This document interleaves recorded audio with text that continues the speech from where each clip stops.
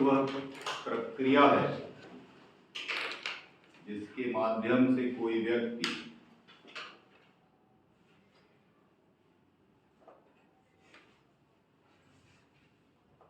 निश्चित उद्देश्यों की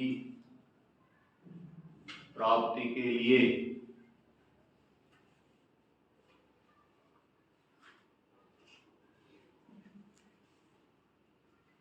व्यक्तियों को स्वेच्छा से कार्य करने के लिए प्रभावित करता है।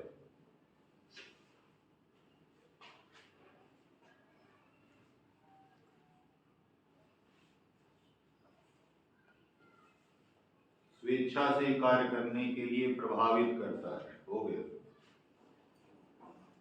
अब तोड़िए। नेतृत्व दूसरों को प्रभावित करने की प्रक्रिया है।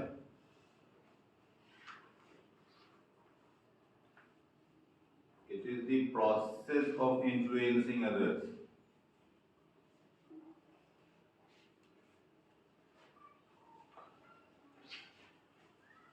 काहे के लिए? निश्चित उद्देश्यों की पूर्ति के लिए। दूसरा घटक है। और कैसे? स्वेच्छा से कार्य करने के लिए। मतलब ऐसा नहीं कि जबरन हड़काना चमकाना है, लाठी से मारना है। लीडरशिप वह प्रोसेस है जिसके द्वारा आप दूसरों के व्यवहार को प्रभावित करते हैं ताकि वो खुद उद्देश्य पूर्ति के लिए कार्य करने लगे। डेफिनेशन ये टेरी की है और आपसे नाम कभी पूछता नहीं है। वो तो उत्तर दे करके पूछता है कि ये क्या है। एक बार पूछ चुका है, यही डेफिनेशन पूछ चुका है। वो दूसरों के व्यवहार को प्रभावित करने की प्रक्रिया उद्देश्य पूर्ति के लिए क्या करें?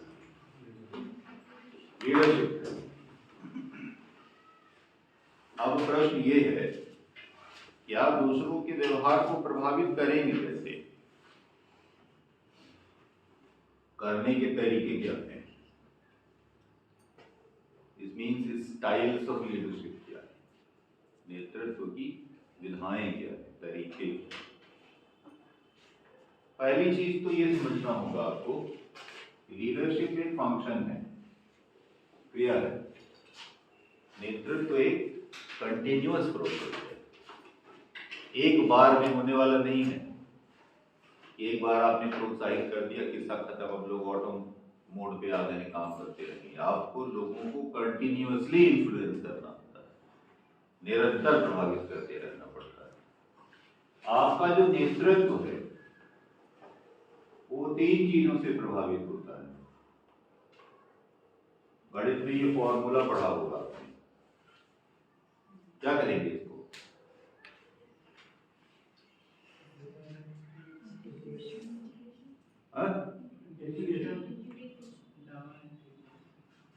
लीडरशिप इज फंक्शन ऑफ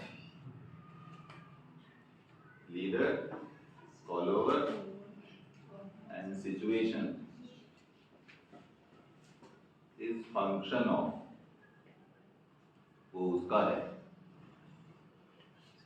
अर्थात नेतृत्व की सफलता 3 कारकों पर निर्भर करेगी। एक, लीडर, नेता स्वयं। 2, फॉलोवर, अनुयायी कैसा। 3, सिचुएशन, लिखना है, लिखना नहीं है, सब लिखते रहना है। 3, सिचुएशन, परिस्थितियां।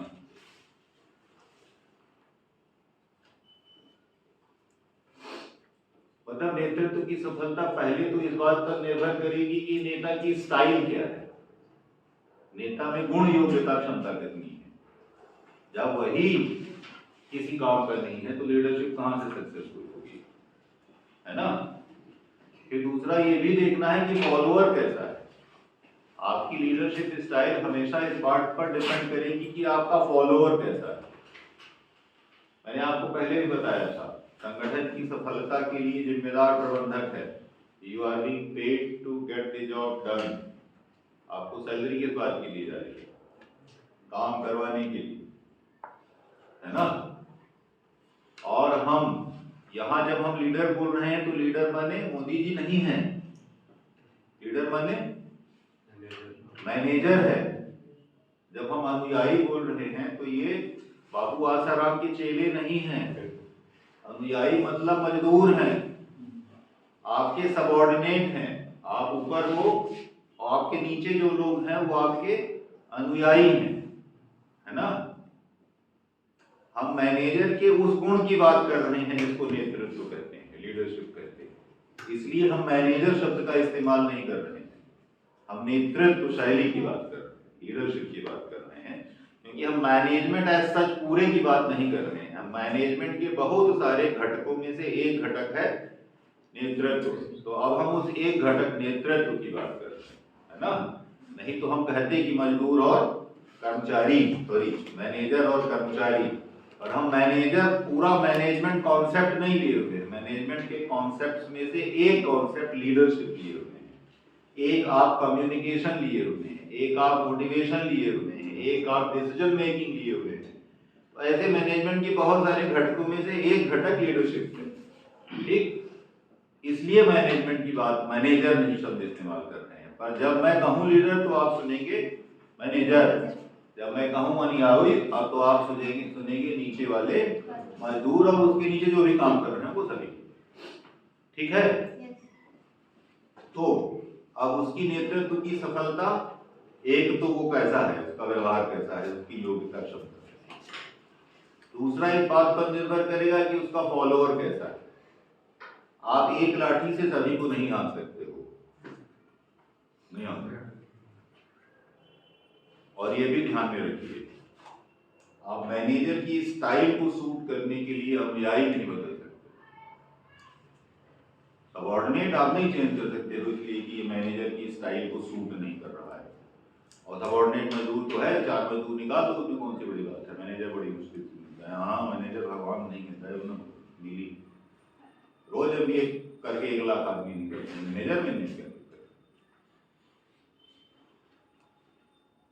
Manager has to change his style to suit the subordinate. प्रबंधक को अपनी शैली बदलनी पड़ेगी अपने फॉलोअर के अनुसार। ये उसका काम है कि अलग अलग अनुयायियों के अनुरूप अलग अलग शैली का इस्तेमाल करे। उसका काम है अपने अनुयायियों से काम ले। अगर नहीं ले पाएगा तो हम सबऑर्डिनेट नहीं बदलने वाले हैं। किसको बदलेंगे? मैनेजर बदल देंगे, है ना। मैनेजमेंट का काम है कि वो अपने आप को चुस्त दुरुस्त करे।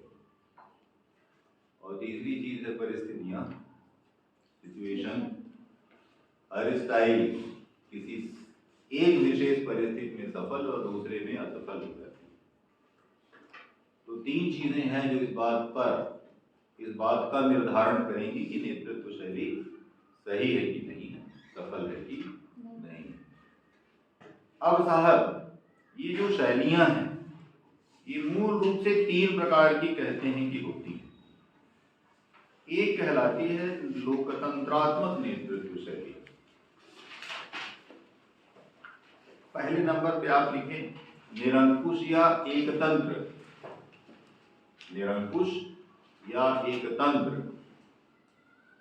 या तानाशाही या कार्य केंद्रित या उत्पादन केंद्रित नेतृत्व शैली। अंग्रेजी वाला कोई नहीं है ना, कोई प्रकट ही है। Autocratic, bureaucratic, despotic, work centred या production centred leadership style.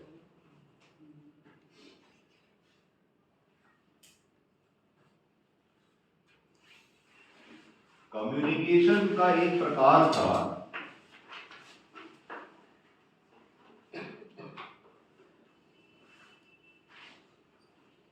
Star,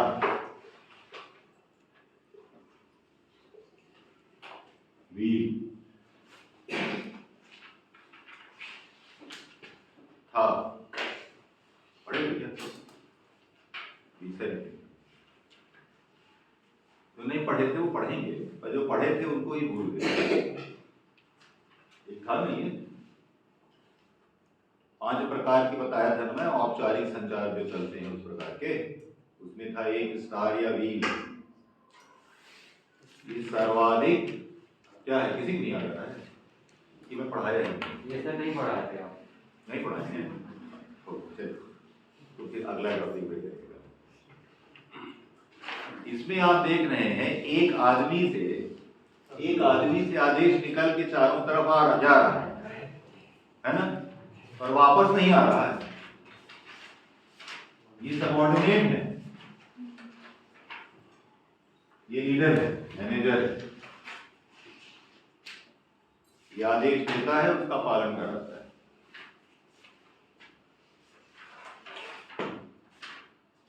यही है कार्य केंद्रित नेतृत्व शैली। इसमें किसी प्रकार का संचार नहीं, अनुयायियों से कोई बात नहीं, प्रेम और सौहार्द के लिए कहीं कोई जगह नहीं। नेता निर्णय लेता है, आदेश जारी करता है, आदेश का पालन कराता है।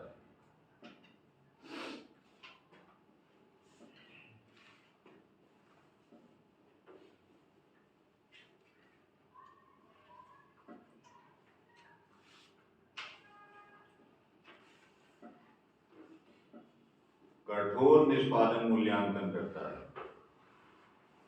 इस आदमी को कितना काम दिया गया था, उसने कितना किया।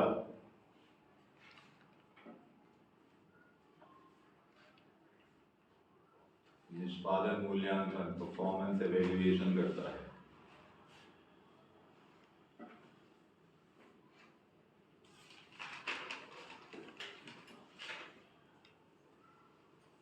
यहां संचार वन वे होता है, एकल पथ संचार होता है, बस गया।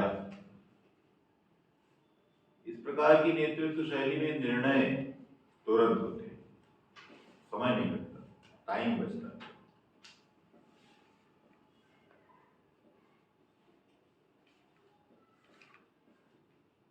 लेकिन अधीनस्थों में हताशा या कुंठा की भाव पैदा होता है, दिन रात गाली देता रहा, मूड़न चढ़ा रहा, हड़कावत चमकावत रहा। हताशा या कुंठा, it can create frustration among the subordinates, low morale of the organization, मनोबल प्रभावित हो सकता है।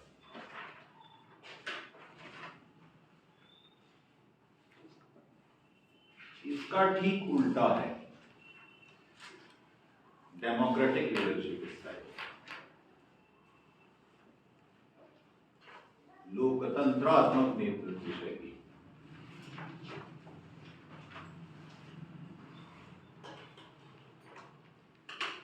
इसको सहभागिता शैली, पार्टिसिपेटिव स्टाइल भी कह सकते हैं।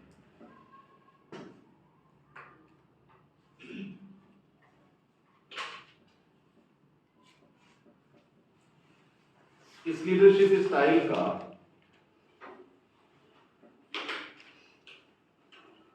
नेता अपने सबऑर्डिनेट से नियमित संचार करता है, मतलब यहां संचार द्विपथगामी होता है, टू वे कम्युनिकेशन होता है। द्विपथगामी, टू वे कम्युनिकेशन मतलब वो अपने अनुयायियों का अभिमत जानता है, सुनता है, केवल आदेश नहीं देता, फीडबैक लेता है, प्रतिपुष्टि होती है, प्रतिप्रेषण होता है।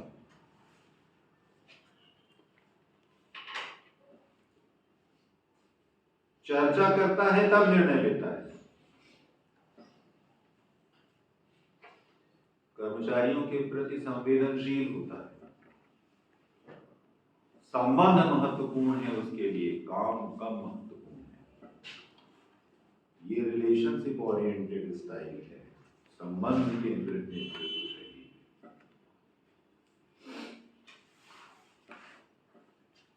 मतलब यहां अब ये हो जाएगा।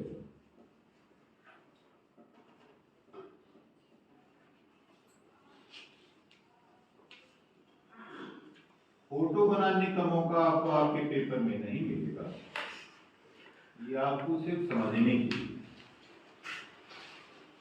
बनाने भी ना लगेगा कि कहीं जगह है तो बना दे कोने शीट रिजेक्ट हो जाएगी। ये समझना है ना। ये मुक्त प्रवाह है, यहाँ सब लोग सबसे बात करते हैं, चर्चा करते हैं, आपस में डिस्कस करते हैं, तब निर्णय लेते हैं। पार्टिसिपेटिव लीडरशिप स्टाइल है यहाँ पे।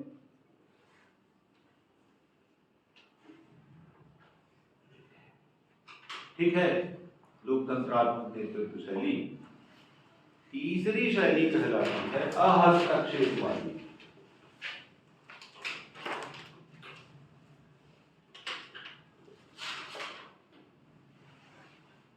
लाइसेंस फेयर इसको अंग्रेजी में करोगे।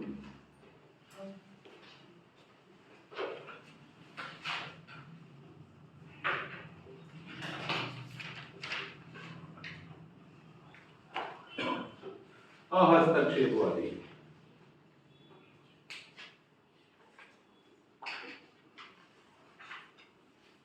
इसके जो मन में आए वो करता है, नेता कोई इंटरफेयर नहीं करता किसी के काम में। मन हो तो काम करो, ना कर, ना मन हो तो ना करो, सो जाओ गप पकड़ो।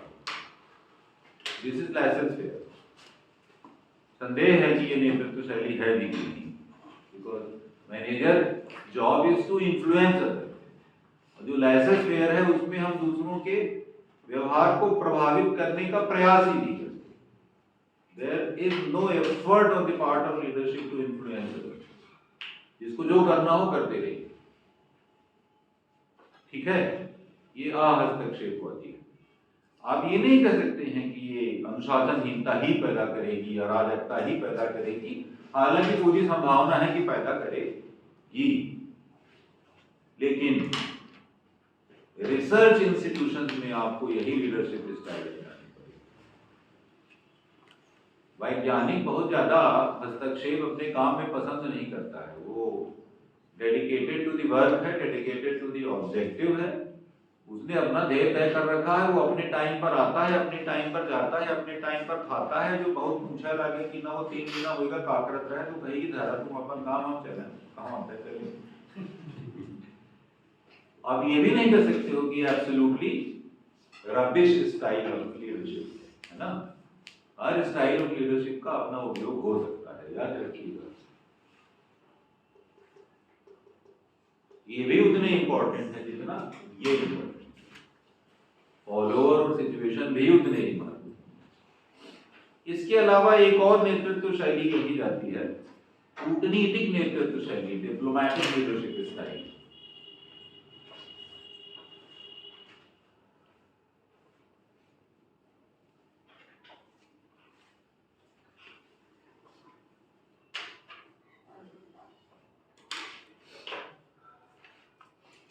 डिप्लोमेसी और कूटनीति एक ऐसा शब्द है कि बहुत बदनाम है। कोई बेईमान टाइप का आदमी होता है तो कहते हैं बड़ा डिप्लोमेटिक है, समझ नहीं आ रहा। जबकि आप जानते हैं इंडियन फॉरेन सर्विस के लोग डिप्लोमेट होते हैं। भारतीय विदेश सेवा में जो लोग सेलेक्ट होते हैं वो होते हैं डिप्लोमेट। वो जो राजदूत और उच्चायुक्त नियुक्त होते हैं वो होते हैं डिप्लोमेट, है ना। लेकिन कहते हैं कि जब डिप्लोमेट हाँ कह रहा होगा तो आप मानिएगा कि शायद, जब वो कह रहा होगा कि शायद तो मान लीजिएगा कि नहीं कर रहा, और नहीं तो उसके मुंह से कभी निकलेगा। मतलब आप उसके व्यवहार से उसके विचार का पता नहीं कर सकते। ये लीडरशिप स्टाइल कहलाती है डिप्लोमैटिक। आ गया समझ नहीं आया? आ गया। लिखा कोई नहीं है को अक्षर। जब नेता के व्यवहार से उसके विचार ना पता चले,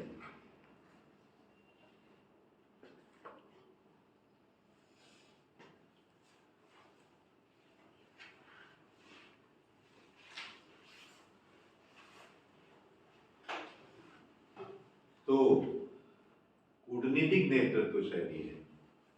ऐसा नेता अवसरवादी और शोषणकर्ता माना जाता है।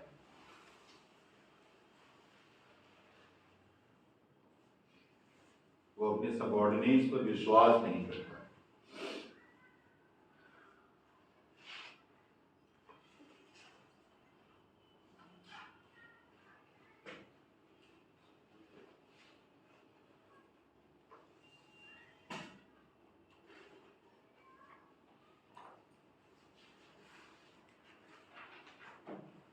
ये तो बेसिक लीडरशिप स्टाइल्स थी जो आइडेंटिफाई की गई।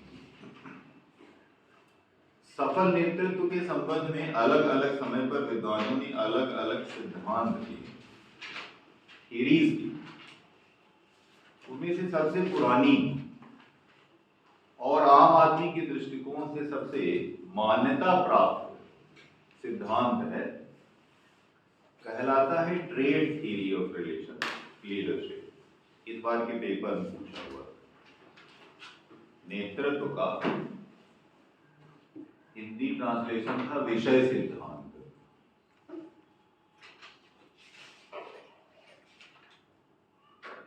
होता है गुण सिद्धांत। ट्रेड थ्योरी ऑफ लीडरशिप अर्थात लक्षणवादी सिद्धांत या गुण सिद्धांत।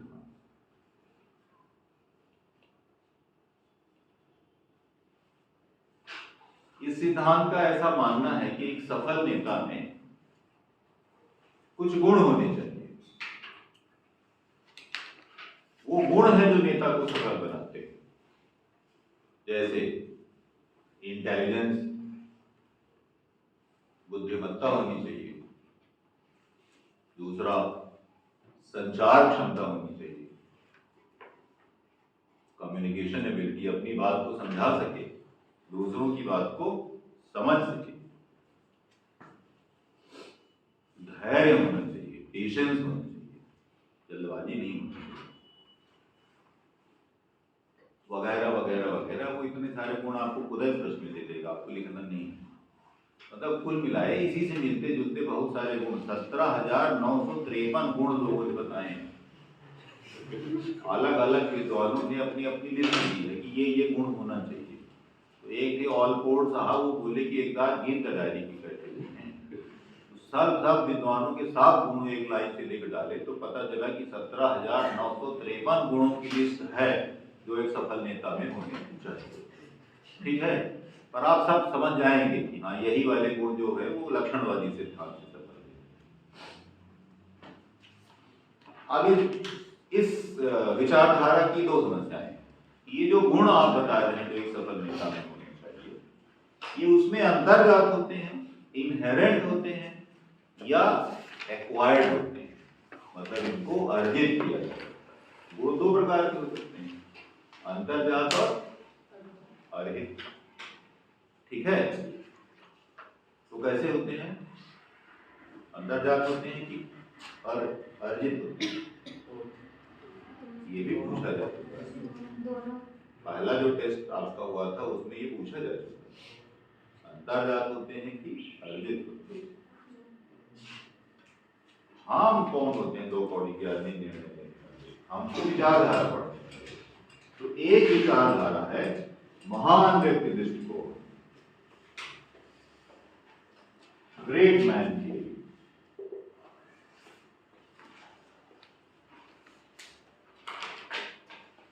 लिखा है। आप लोग सोचते हैं मैं ऐसे कब सत्यनारायण बना, ये सब लिखना है, ये सब पूछेगा। अब ट्रेड थ्योरी पूछ चुका है तो अगले पेपर में आ जाएगा ग्रेट मैन थियरी।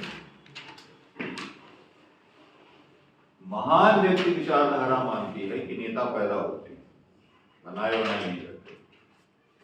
गुण अंतर्जात होते हैं। होनहार विमान के होते चिलकने पार, वो सपूत के पांव पाल लेंगे ही पता चल जाते हैं। ऐसा कुछ है ना?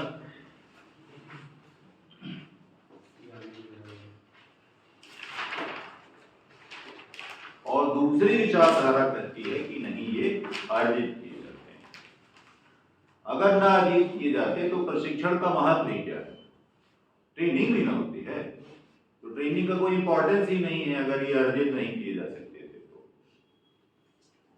तो इसका मतलब ये हुआ कि ये कुछ अंतर्जात होते हैं और कुछ अर्जित किए जाते हैं, दोनों।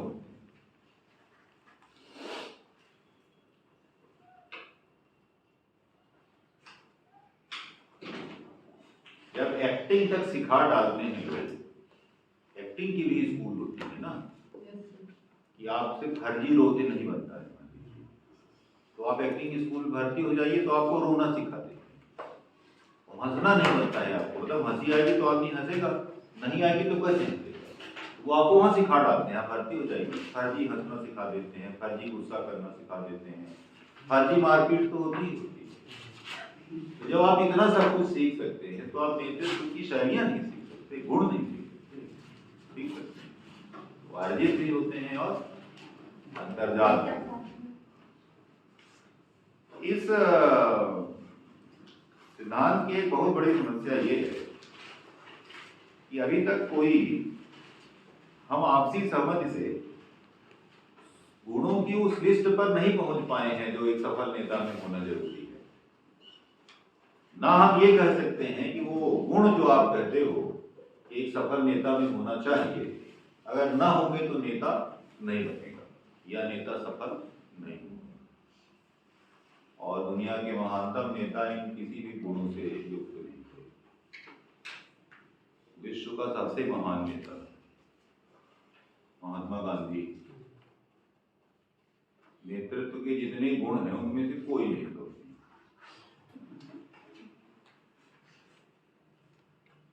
उसमें धैर्य नहीं, महान जिद्दी था, अपनी बात पे अड़ गया तो अड़ गया, तुम मारत रहा गुहार पटकत रहा गोड़। उसने बोला कि सविनय अवज्ञा आंदोलन स्थगित किया जाता है, पूरी कांग्रेस के विरोध में। उसने कहा कुछ नहीं, जब तक आप ये नहीं सीखेंगे कि सत्याग्रह अहिंसा के रास्ते से चलता है तब तक हम आगे आंदोलन नहीं करेंगे।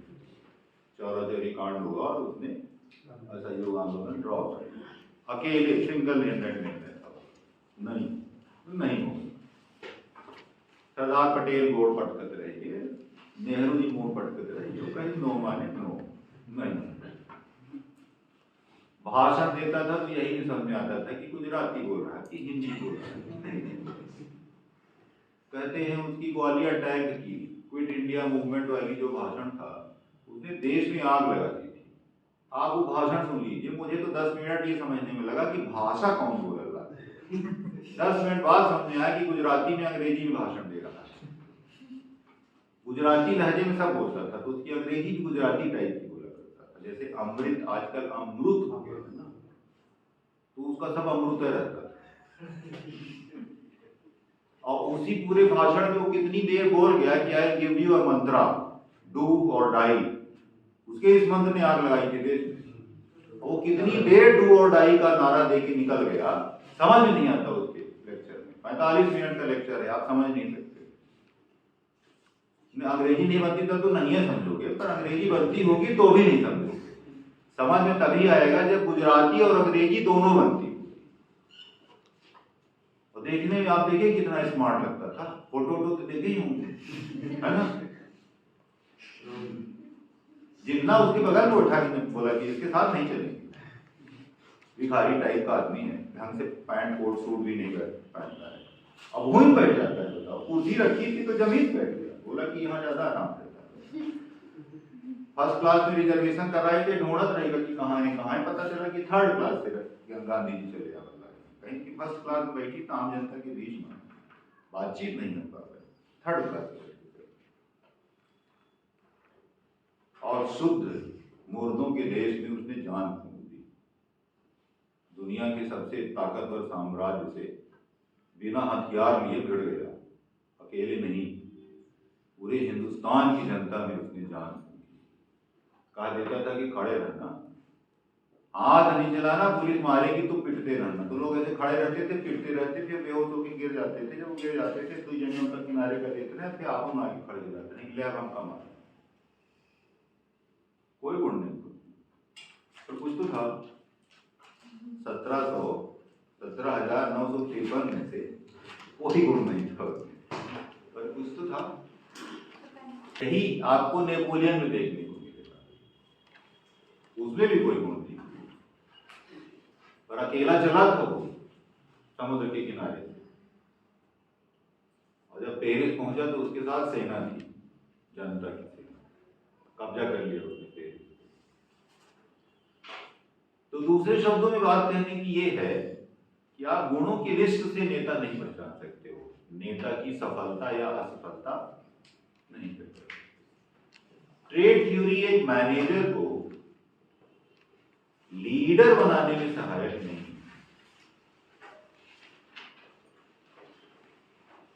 तो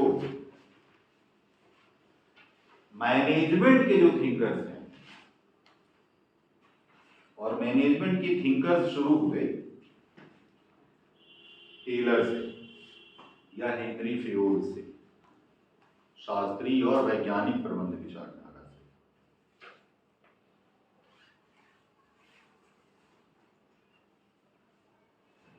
इन लोगों ने बताया कि एक मैनेजर को अपने सबऑर्डिनेट से किस प्रकार व्यवहार करना चाहिए। आप जानते हैं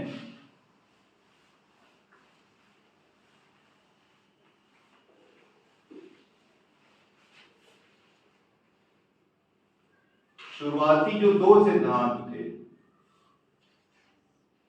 वो बिल्कुल विपरीत विचारधारा के थे।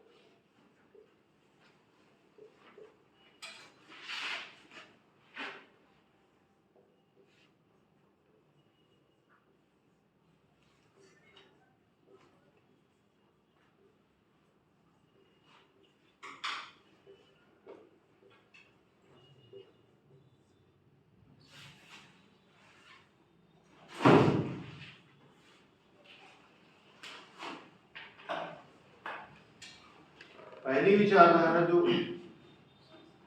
शुरुआत में स्थापित हुई, जैसे कि टेलर,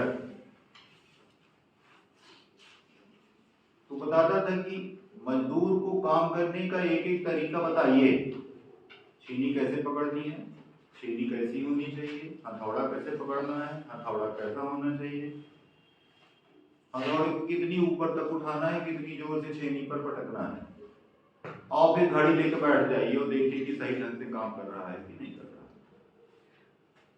तो इन 3 विचारधाराओं ने जो लीडरशिप स्टाइल एडवोकेट की वो थी कार्य केंद्रित। आप इसको उत्पादन केंद्रित भी कर सकते हैं, प्रोडक्शन सेंटर भी कर सकते हैं,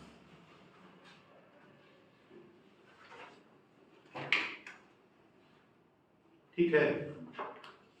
फिर इसके बाद आया मानव संबंध उपागम। एल्टन में उन्हें हॉथॉर्न एक्सपेरिमेंट किया और उन्होंने बताया कि नहीं साहब, ये सही नेतृत्व शैली नहीं है। लीडर को, मैनेजर को मैनेजर टाइप का बिहेव नहीं करना चाहिए, फ्रेंड टाइप का बिहेव करना चाहिए। संबंध महत्वपूर्ण है।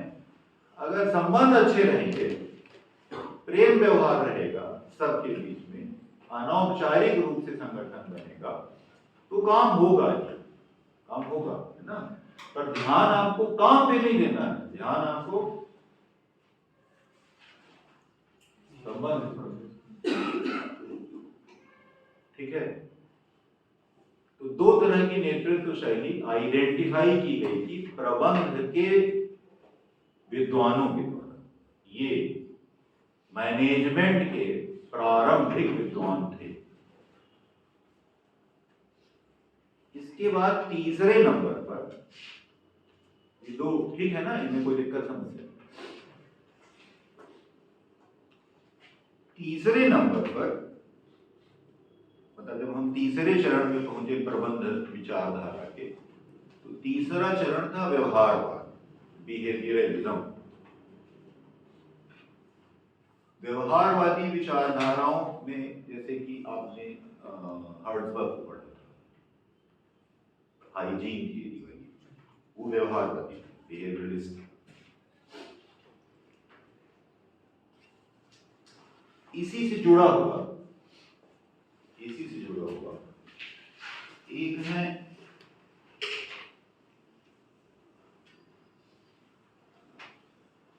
आपसे नाम बड़ी मुश्किल से कभी पूछता है, तो ध्यान में रखिएगा। आपसे विचार पूछ लेता है, विचारक नहीं पूछता है।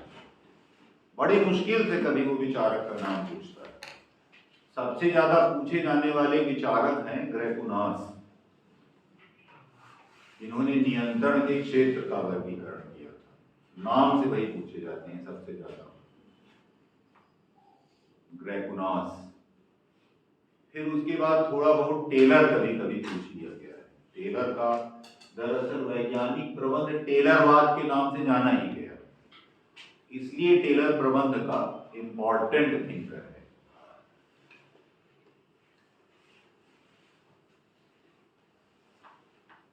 और बाकी बचे लोगों में एक ही मैग्रेगर साहब है,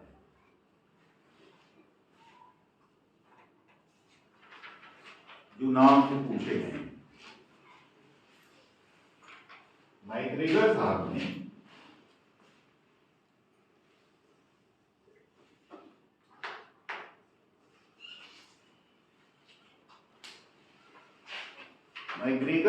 ने कहा कि प्रबंधकों में अधीनस्थों के प्रति दो प्रकार की धारणाएं पाई जाती हैं या मान्यताएं पाई जाती हैं। These are managerial assumptions regarding subordinates. Managerial assumptions regarding subordinates. अधीनस्थों के प्रति प्रबंधकों में दो प्रकार की मान्यताएं या धारणाएं पाई जाती हैं।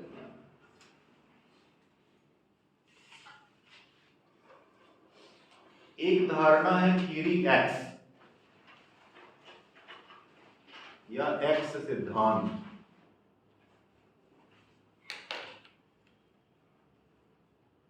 एक्स धारणा का प्रबंधक ये मानता है कि अधीनस्थ कामचोर होता है, काम में कोई रुचि नहीं होती, आलसी होता है, इसलिए उसको छोटा छोटा काम बताना पड़ता है, कठोर सुपरविजन करना पड़ता है, कठोर पर्यवेक्षण करना पड़ता है, कठोर और निकट मूड़े को खड़े होकर देखे बरत है, नहीं या नहीं यह कर, फिर नहीं माने तब फिर क्या बनना,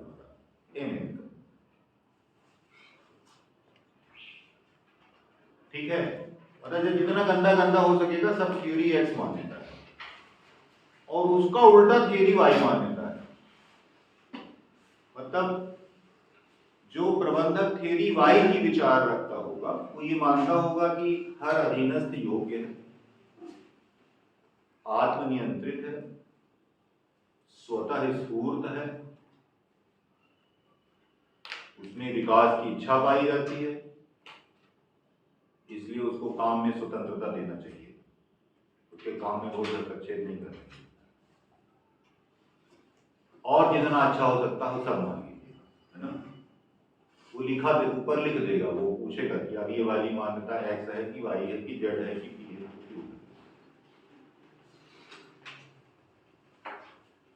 ठीक है।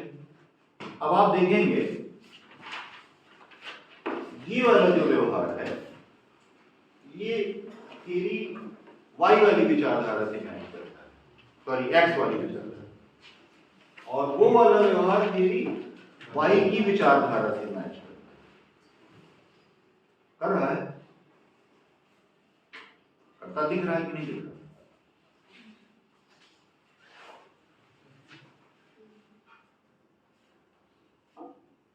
फिर आप विद्वान का नाम लिख सकते हैं पर याद मत करने लगिएगा।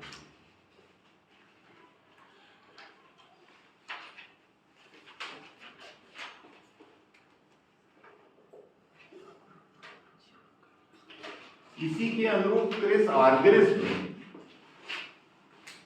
दो प्रबंधकीय व्यवहार आइडेंटिफाई किए। प्रबंधकीय व्यवहार, ये बिहेवियर पैटर्न है मैनेजर के, मैनेजरियल बिहेवियर पैटर्न है, दो प्रबंधकीय व्यवहार है।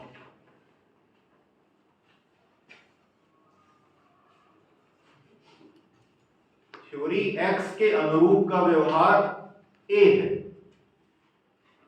एक्स के अनुरूप का व्यवहार ए है।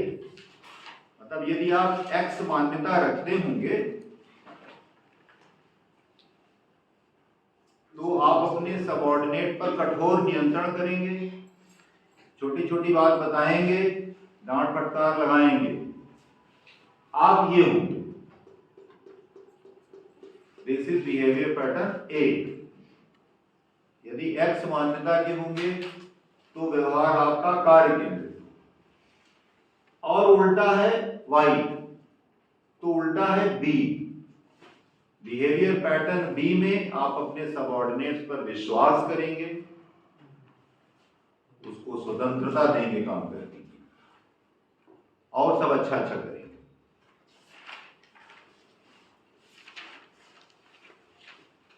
ठीक है।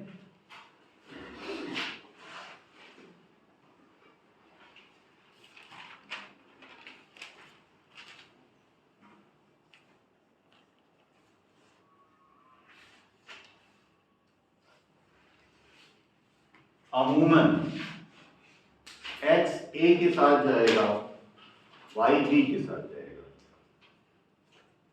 है ना? इतने में तो कोई समस्या नहीं।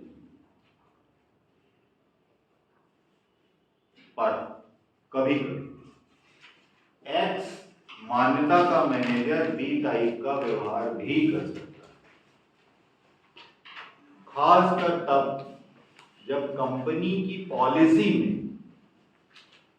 नीति में इस बात की इजाजत न हो कि आप अपने अधीनस्थों की प्रताड़ना करेंगे, शोषण करेंगे, डांटेंगे, फटकारेंगे। कंपनी ही कहती होगी, ऑर्गेनाइजेशन की नीति ही यही होगी कि अधीनस्थों को प्रोत्साहित किया जाना है, स्वतंत्रता दिया जाना है ना। स्पेशली अगर आप R&D संगठन में काम कर रहे होंगे, रिसर्च एंड डेवलपमेंट संगठन में काम कर रहे होंगे, ये पॉलिसी है कि आप वहां किसी के काम में टांग नहीं अड़ाएंगे, इंडिपेंडेंस रहेगी। तो भले आप कुछ भी मानते रहें, आप कर ना पाएंगे वो जो आप सोचते हैं। आ रही बात समझ? भले आप मानते हो कि लोग काम नहीं करते, काम चोर होते हैं, हमें भर दुनिया में सबसे होशियार हैं, और आप दूसरे को परेशान नहीं करते। और कभी कभी वाई मान्यता वाला आकस्मिक परिस्थितियों में ए टाइप का व्यवहार करता है, ए टाइप का व्यवहार करता है, क्योंकि इमरजेंसीज में नेता को कठोर होना पड़ता है, केंद्रीकृत नेतृत्व शैली अपनानी पड़ती है, चर्चा फुर्सत का काम है। यहां से आप भूकंप आ गया है, आग लग गई है, अब आप डिस्कशन करते बैठोगे, आप निर्णय लोगे, आदेश पारित करोगे, उसका पालन कराओगे। ठीक है? तो भले आप मानते हो कि ऐसा करना गलत है और आप इमरजेंसी में यही करोगे, पर अमूमन ऐसा नहीं होता है ना। नॉर्मली एक्स ए के साथ जाएगा, वाई बी के साथ। इतने में कोई दिक्कत समस्या नहीं है। अब आपको इस सामने बने हुए चित्र से एक बात तो समझ में आ गई, या तो आदमी ए टाइप का व्यवहार करेगा या बी टाइप का व्यवहार करेगा, या तो ऐसा करेगा या वैसा करेगा। और जैसे जैसे इतना कम करता जाएगा वैसे ही उतना बढ़ता चला जाएगा। जब आप कार्य केंद्रित व्यवहार कम करेंगे तब आप उतना ज्यादा संबंध केंद्रित हो जाएंगे। ठीक है? अब बिहेवियरिस्ट आए, व्यवहारवादी आए। कई मैनेजमेंट के विद्वानों ने अनुसंधान किया, रिसर्च किया, ये पता लगाने के लिए कि जो सफल नेता माने जाते हैं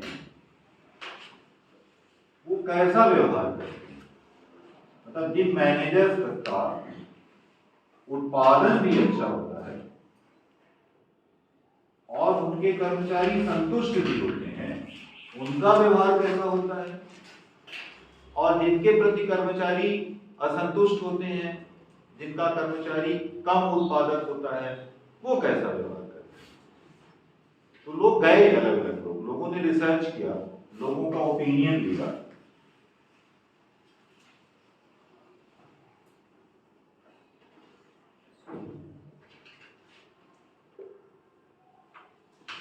मैं अंग्रेजी शब्दावली इसलिए इस्तेमाल करता हूं, पहले ही बताया होगा मैंने,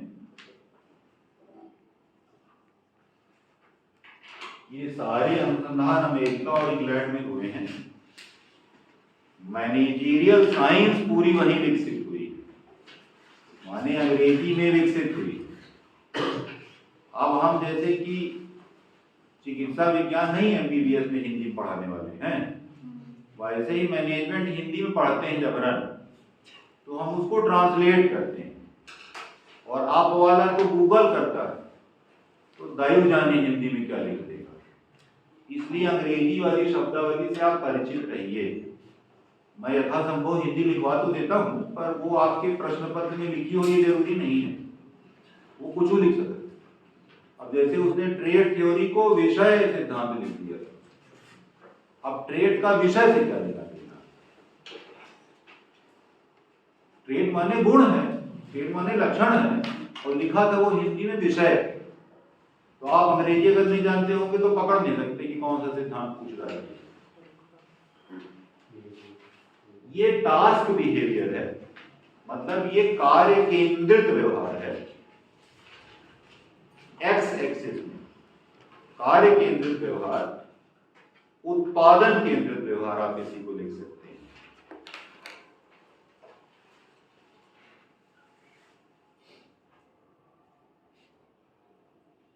वाई एक्सिस में है संबंध केंद्रित व्यवहार, रिलेशनशिप बिहेवियर, संबंध केंद्रित व्यवहार, मतलब पर्सन्स इंपॉर्टेंट है।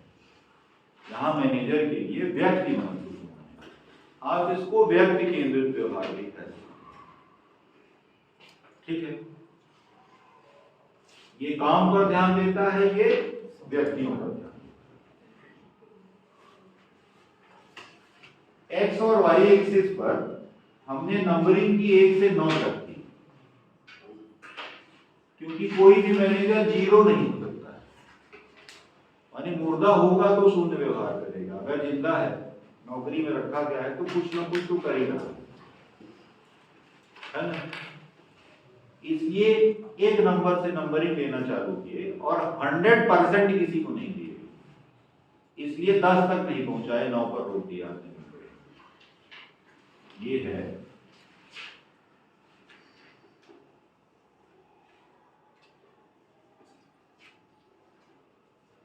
Managerial grid.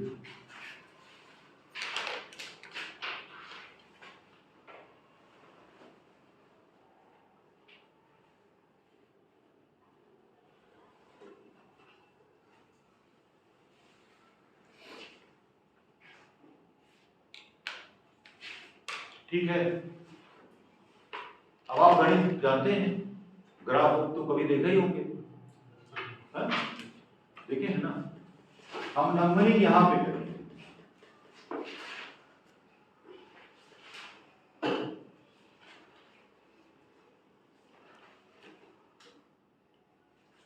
ये 5 आइडियल लीडरशिप स्टाइल हमने ढूंढ के निकाली। ये ऐसा हुआ कि जब हम लोगों के पास गए, हमने लोगों से पूछा कि भाई बताइए आपका नेता काम को कितना महत्व देता है। कुछ लोगों ने बोला कि काम है, काम का नरिया से सकारे से लेके सामने। कुछ लोगों ने बोला कि काम का पूछता ही नहीं है। हाल चाल पूछत रहते, मूड तो नहीं गिरा, गोट नहीं गिरा, तू चाय होती है नाश्ता करे, देखा थक न जाए, गिर न पड़े, प्रेम बांटता रहता। और आश्चर्यजनक रूप से ज्यादातर जो अच्छे नेता थे उनके बारे में जब सबॉर्डिनेट से पूछा गया तो उनसे जब पूछा तो उसने कहा कि हाँ काम तो लेते है, सांझ के बतावत है कि तो देखा तुमका 10 गाड़ी टोरे करा, तुम 8 टोरे। तो हम पहले ही मान रहे थे कि काम पर ध्यान देता होगा तो संबंध पर ध्यान नहीं देता हो। तो उन्होंने पूछा कि हालो चाल पूछा थे प्रेम से बात, हाँ हाँ हाँ सकार्य उधर पूछा था कि ओ भाई रामचंद्र जी का हाल चाल है, घर सब ठीक ठाक है ना, चलो अगर काम पर लगा, बहुत बहुत काम है, बीचों बीच में आवत रहा था हाल चाल पूछता था, संबंध पर भी ध्यान देता है। बहुत लीडर ऐसे हैं जो दोनों चीजों पर ध्यान देते हैं। अब पूछा ही सब पाएगी, ये कुछ नहीं, तो सकारे आए दस्खत बस्खत की अखबार ढूंढे तो चाय है की कहानी, और उनकी कैंटीन में काम करे को करे ना करे को ना करे, हमसे कोई लेना देना नहीं। 9 बजे अपन टिफिन की डब्बा उठाने चलिए। इस आधार पे हमने नंबरिंग की। ये बंदे को कितना नंबर मिलेगा, यहाँ वाले को 1। क्या सिर हिला रही तो बताओ कि 1 नहीं तो क्या, 2 नंबर देना पड़ेगा ना, एक्स एक्सिस का नंबर और वाई एक्सिस का नंबर। तो कितना देंगे 1 1, इसको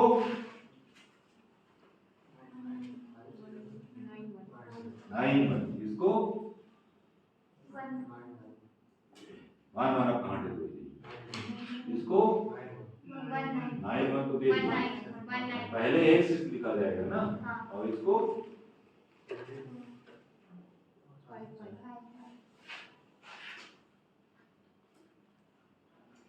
अब इसको टास्क बिहेवियर में कितना नंबर मिला, इसको कम मिला कि ज्यादा, कम मिला कि ज्यादा, लोड टास्क। और संबंध में कितना मिला, एका लो टास्क लो रिलेशन, इसको high task and low relation,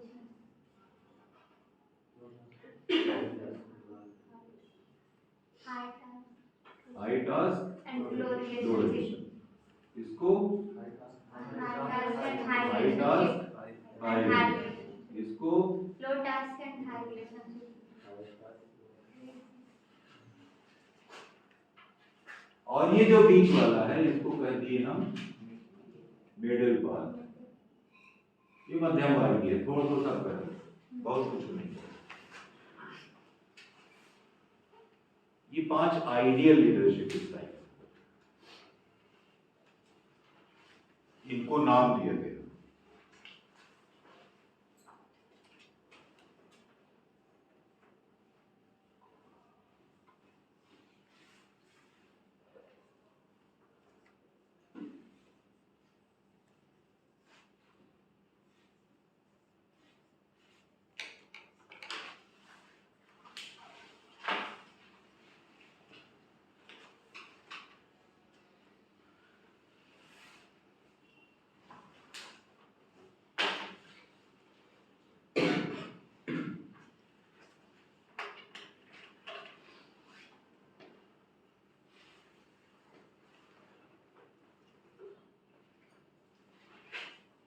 पहला है इम्पावरिश्ड, इम्पावरिश्ड 1 1, हिंदी में कहते हैं इसको कमजोर प्रबंधन, इम्पावरिश्ड को कहते हैं कमजोर प्रबंधन। ये ना काम पे ध्यान देता है ना संबंध पर ध्यान देता है, दोनों में कम ध्यान देता है। दूसरी है टास्क, ये सत्ता केंद्रित है, कार्य केंद्रित है, उत्पादन केंद्रित है, संबंधों पर कम ध्यान देता है। ठीक है, आज्ञा का पालन कराता है।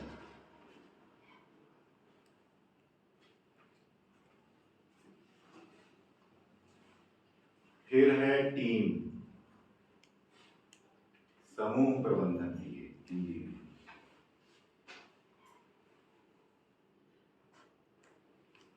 ये संबंध और कार्य दोनों को पर्याप्त महत्व देता है।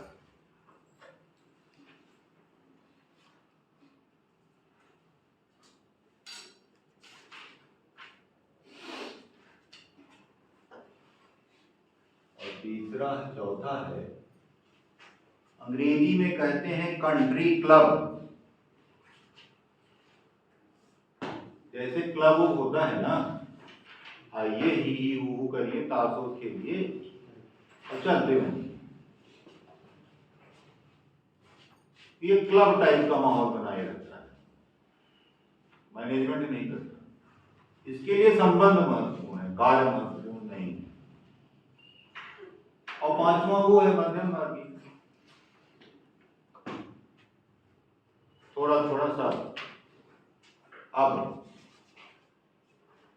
प्रश्न ये है कि इनमें से सर्वश्रेष्ठ नेतृत्व शैली कौन सी?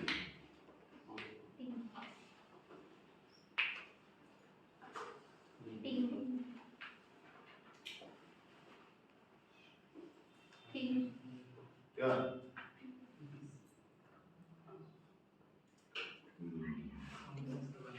आप भूल गए, मैंने शुरू में बताया।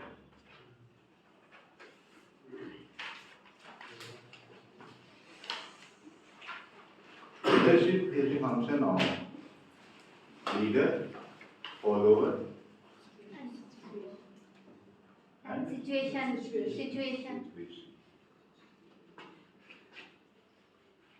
आप तीसरी चीज भूल जाते हैं, situation. There is no best leadership style. कोई सर्वश्रेष्ठ नेतृत्व शैली है। This situation will decide if the leadership style is good or not. परिस्थिति तय करेगी कि आपकी नेतृत्व शैली अच्छी है कि नहीं है। सफल हो गई तो अच्छी है, ना सफल हुई तो बेकार है। भारत में लोकतंत्र के लिए सबसे बड़ा खतरा माने जाने वाला नेता कौन था? वो almost abolished democracy from this state, Indira Gandhi.